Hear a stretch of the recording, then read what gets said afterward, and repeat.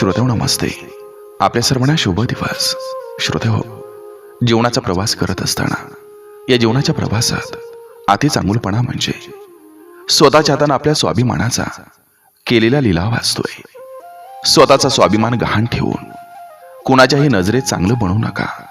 कारण श्रोतेहो, दुसऱ्याला खुश करण्यासाठी तुम्ही जेवढे वाखाल ना तेवढी ही दुनिया तेवढ्याच जोरात तुमच्या पाठीवर पाय देऊन ती पुढे निघून जात असते. म्हणून लक्षात ठेवा, वाघ आपल्या डबक्यात राजा असतो, कारण तो कुणासमोर शेपूट हलवत नसतोय. गरजेपेक्षा जास्त चांगलं वागणं हे बऱ्याचदा इतरांकडून मिळणाऱ्या मान्यतेच्या इच्छेतून ते जन्माला येतं. पण व्यावहारिक जगात मात्र ते तुमच्या सन्मानासाठी घातक ठरू शकते. जेव्हा तुम्ही प्रत्येकासाठी सदैव उपलब्ध असता आणि कधीच नाही म्हणत नाही, तेव्हा कळत न कळत तुम्ही असा संदेश देत असता की तुमच्या वेळेची आणि भावनांची काहीच किंमत नाही. श्रोतेहो, तुमची ही अवेलेबिलिटी तुम्हाला इतरांच्या नजरेत गृहीत धरण्यास भाग पाडते, ज्यामुळे लोक तुमच्या चांगुलपणाची कदर करण्याऐवजी तुमचा वापर करू लागतात. श्रोतेहो, मानसशास्त्रीय दृष्टिकोनातून आदर हा अशाच व्यक्तीला मिळतो जो स्वतःच्या स्पष्ट मर्यादा हा आखत असतोय आणि ज्याच्यात चुकीच्या गोष्टीला विरोध करण्याची ताकद असते. तर श्रोतेहो, अगदी थोडक्यात सांगायचं तर कणखरपणा शिवाय असलेला अति चांगुलपणा तुम्हाला सन्मान मिळवून देत नाही, उलट तुम्हाला लोकांचे सोपे लक्ष बनवतो, ज्यामुळे तुमचा हाच गुण तुमची सर्वात मोठी कमजोरी ठरत असतोय. बघा, पटतंय का? पटलं तर नक्की विचार करा. चला, आजही आपल्यासाठी सुंदर विचारांची ही शिदोरी, ही मालिका अशीच पुढे घेऊन आलोय. चला, करूया सुरुवात सुंदर विचारांना, सुंदर सुविचारांना.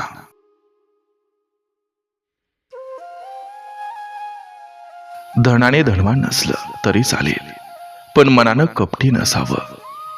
मेल्यावर सगळं ठेवून जायचंय इथंच, निदान आहे तोवर तरी चांगले चार गोड शब्द बोलून जगावं. जो हसत खेळत सर्वांची जिरवतो तोच खरा धुरंधर असतो.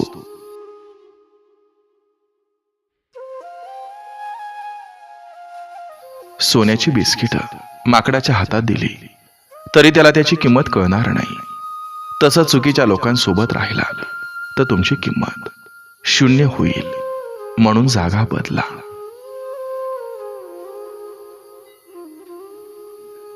माहेर म्हणजे ते घर जिथं गेल्यावर स्त्री पुन्हा एकदा मुलगी बनवून जाते. आईला एक वेळेस तिच्या नवऱ्याकडून सुख नाही मिळालं तरी चालेल, पण मुलांकडून सुख मिळणं खूप गरजेचं आहे.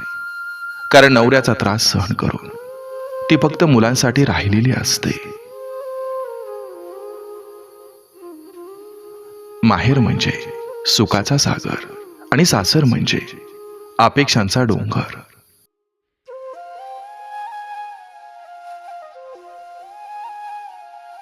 सगळे म्हणतात संगत खराब असली की माणूस खराब होतो, पण एक गोष्ट कायम लक्षात ठेवा, संगत कोणाचीही असो, घडणं आणि बिघडणं हे आपल्या हातात असतं. भांडण करून पण तिचं प्रेम कधी कमी होत नाही, तिलाच बायको म्हणतात.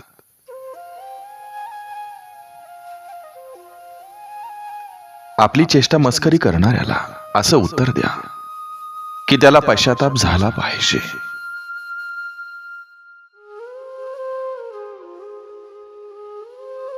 ज्या व्यक्तीचं वागणं व्यवहार चांगला असतो, ज्याचं वर्तन हृदयस्पर्शी असतं, त्याच्याकरता समोरच्या माणसाच्या तोंडून आशीर्वादाचे 2 शब्द हे सहजपणे निघून जातात.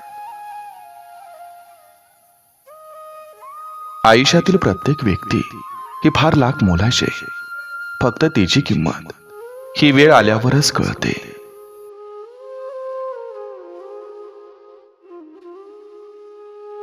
स्वभाव अशी गोष्ट आहे जो नेहमीसाठी सर्वांचा प्रिय बनवतो. कितीही कोणापासून दूर व्हा, परंतु चांगल्या स्वभावामुळं कोणत्या ना कोणत्या क्षणी तुमची आठवण होत असते. म्हणूनच स्वभाव सुद्धा माणसानं कमावलेलं सर्वात मोठं धन असतं. गोड फळ देणाऱ्या झाडाला जसं दगड मारलं जातं, तसंच प्रामाणिकपणे आणि माणुसकीनं वागणाऱ्या माणसालाच लोक जास्त त्रास देतात.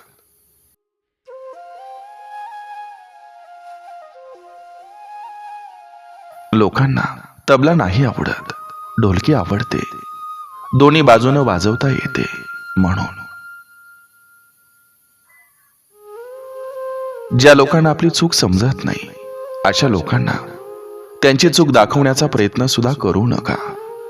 कारण ते स्वतःची चूक तर मान्य करत नाहीत, उलट आपल्यालाच चुकीचं ठरवतात.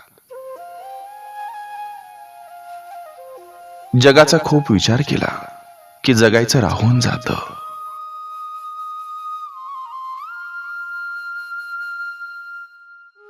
आयुष्यात मस्त राहायचं असेल तर स्वतःला व्यस्त ठेवणं गरजेचं असतं. ताटातलं जेवण संपलं की ताट गहाण वाटतं. तसं जेव्हा तुमची गरज लोकांना उरत नाही, तेव्हा तुम्ही त्यांना निरुपयोगी वाटू लागता. पण खरं म्हणजे ताट गहाण नसतं, त्यानं कुणाचं तरी पोट भरलेलं असतं आणि तुम्ही निरुपयोगी नाही. तुम्ही कोणाच्या तरी गरजा पूर्ण केलेल्या असतात. आज त्यांना तुमची गरज नसेल, पण तुमची किंमत कधीच कमी होत नाही.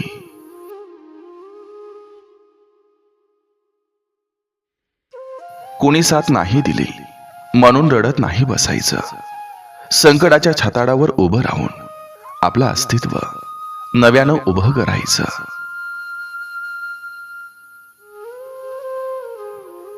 जळणारे पाहिजेत आयुष्यात, कारण त्याशिवाय जगायला मजा येणार नाही.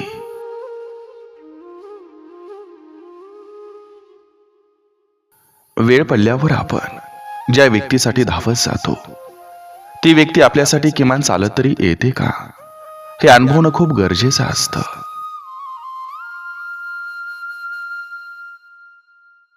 आपल्यावर वार करणारे पण आपलेच असतात आणि खबरी देणारे पण आपलेच असतात.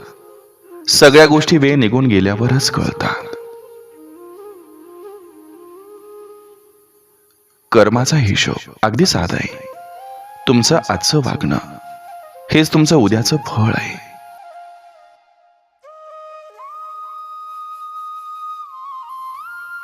ज्यांना इतिहास कळत नाही त्यांना वर्तमान कळणार नाही.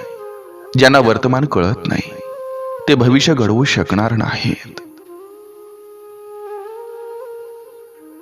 यशस्वी लोक आपल्या निर्णयानं जग बदलतात आणि अपयशी लोक जगाच्या भीतीनं आपले निर्णय बदलतात.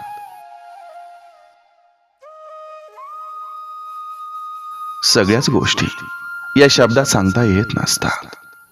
अपेक्षा असते समोरच्यानं हे समजून घ्यावं.